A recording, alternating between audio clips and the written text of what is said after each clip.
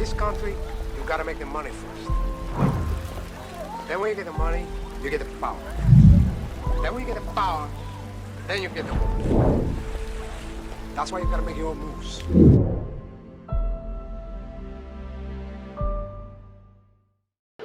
Woo! What's happening, YouTube? It's your boy Sock checking back in with another prison story. But first, shout out and thank you for the love to everybody, man, that's going to the website and representing this brand. Wear your testimony with pride, man. The website will be down low in the description, man. Just click on the website, go look at the fly little pictures and shit. You know, if you see something you like, order up, man. I got a story about an old school cat today, man. So imagine you have a dog. The dog's been free his whole life. Boom. Then you take this dog and you put him in a cage. And you put him in this cage for 10, 15 years, right? When you go open that cage, question, is the dog going to shoot out the cage? Or is he going to just walk, kind of look around a little bit, you know? That dog, and when you open that cage, 9 times out of 10, that dog is not going to shoot up out that cage. He going to look around a little bit and probably go back in his cage for the simple fact that's what's normal to him now.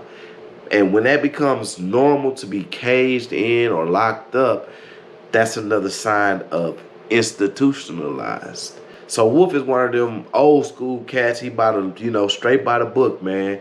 I'll work for whatever you give me. I don't want shit free. I don't want to borrow nothing, and I hustle and do my thing. Also, Wolf is one of the old school cats that, you know, don't have no support. You know, don't get no mail, no money too much, nothing like that. Pretty much his circle around him on the outside world has faded away. So here go where shit get crazy. So usually when somebody coming up for parole, or whenever you coming up for parole in prison, you know, everybody will be talking about it. It's a good thing, man. You know, people be like, oh, such up for parole. He waiting on an answer.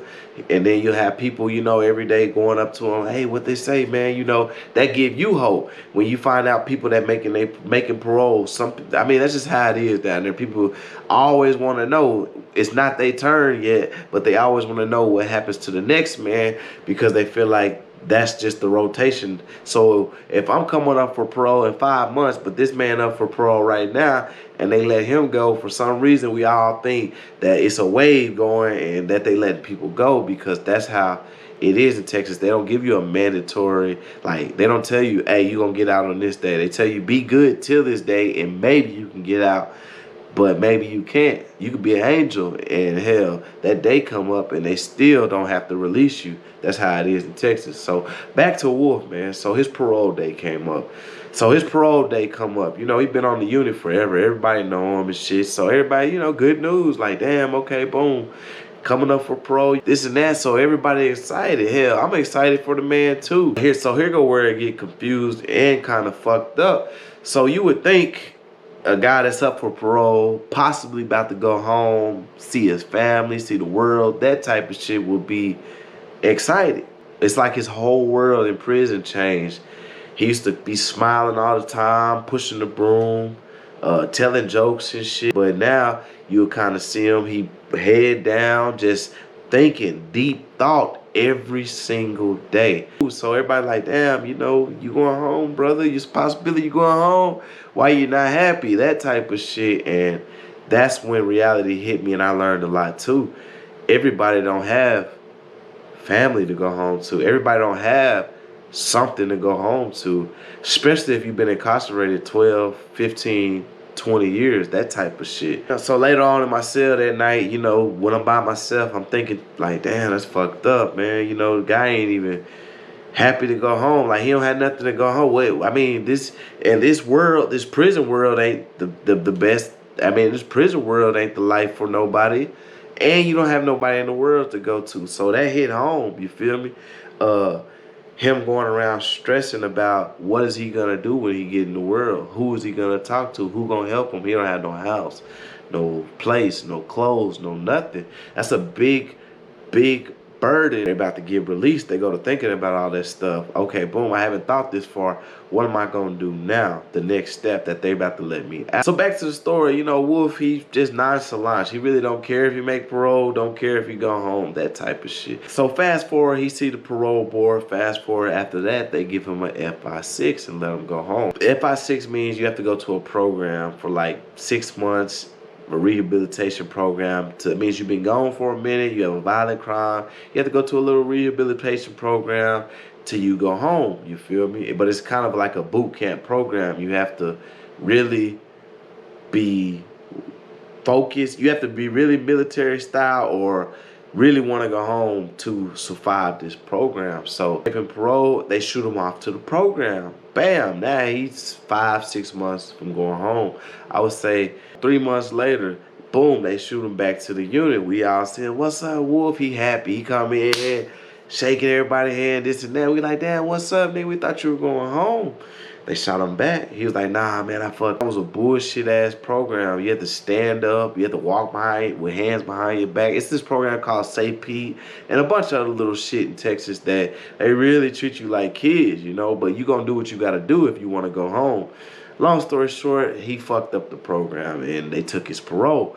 So now we like, damn, you know, whoop, whoop, this and that. Like, damn, nigga, it wasn't that serious, you know, this and that. He like, fuck that shit.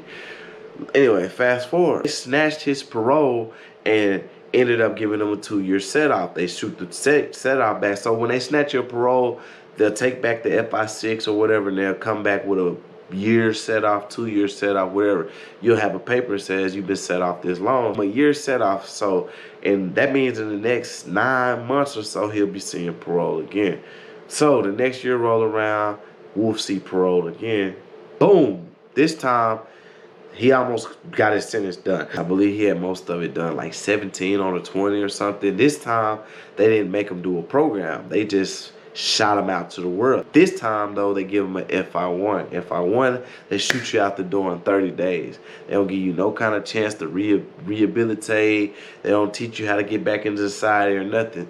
They shoot you straight back to the world. So they didn't even play with him this time. They already kind of figured what he wanted to do.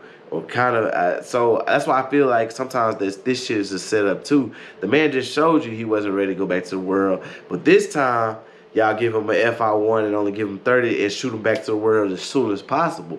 Last time, y'all tried to send him through rehabilitation and it didn't work.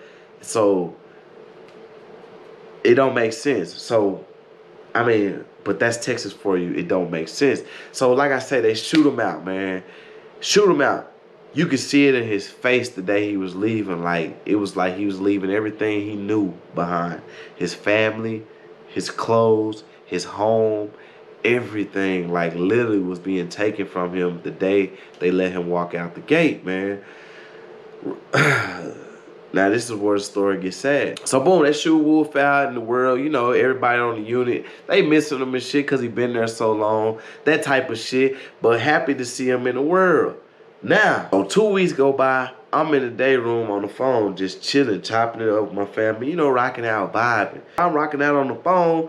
I noticed that it's getting loud in this bitch. It's a commotion going on. So, you know, it's always loud or some other shit going on, but it's getting super loud. So I look up from the phone and I see people pointing to my look. I see robbery suspect arrested for 2 bank robberies, and I see Wolf. And they have his fucking mugshot, biggest day, his real name under it, man. And it's a whole storyline running of how he just got out of prison, been out 2 weeks. They're just staring like, damn, Wolf, that's crazy. We was just in here. Now he got a charge, another charge, facing life sentence, man. I can't even talk on the phone. I'm sitting here watching this shit. Like, damn, you know how your heart just feel for somebody because you know what's finna happen, because you know what's finna happen, you know what's finna go down. Ain't no more daylight, ain't none of that shit. And you just like, damn. So all kinds of questions. You start asking all the questions in your head, like, damn, why did you do that? Why did you do that? It's not even you, and you just be like, why did he do that? Why did you do that? But yeah, that shit just fucked me up sitting there watching that shit on the news. Like, damn, I was just right here with this cat. You know what I mean? Time served, new amendments, fresh start, going home, and boom, fuck off a chance like that. A lot of guys is just looking like, man, only if I had that chance, you know, this is what I would do with it. But we got to keep in mind, not everybody has a support system. Not everybody knows what to do once released from incarceration. A lot of people don't know how to operate outside of what's normal for them. That's why I told this story, man. You know, it's a lot of guys that's like that, that's institutionalized or that has done a lot of time, and coming home is not normal for them. They don't know what to expect. With that being said, I always be mindful of someone else's situation. It's your boy Sock signing off, man.